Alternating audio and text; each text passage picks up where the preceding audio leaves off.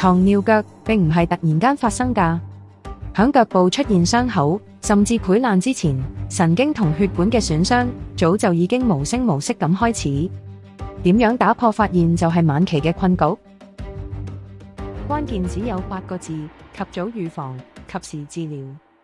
Flow7 係一套整合血管功能同自主神經數據嘅管理系統。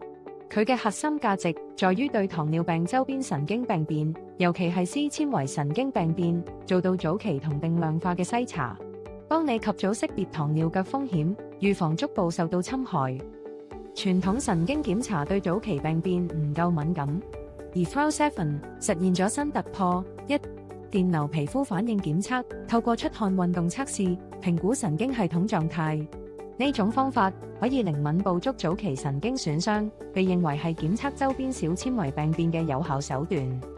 根據2001年發表喺 Diabetes Care 期刊嘅研究，使用測試絲纖維神經功能嘅技術，可以比傳統方法更早發現糖尿病周圍神經病變嘅症狀。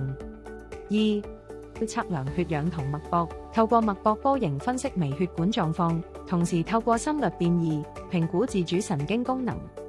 Flow7 實現咗由小纖維神經、自主神經到微血管功能嘅多維評估，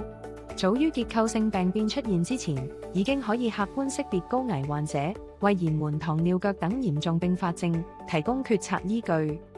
早期篩查之外，積極進行輔助治療亦同樣關鍵。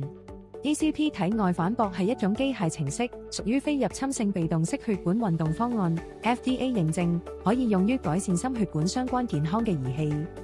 ECP 體外反駁係從根源上處理糖尿腳嘅問題下肢同全身血液灌注不足，而血管運動原理係物理性、系統性。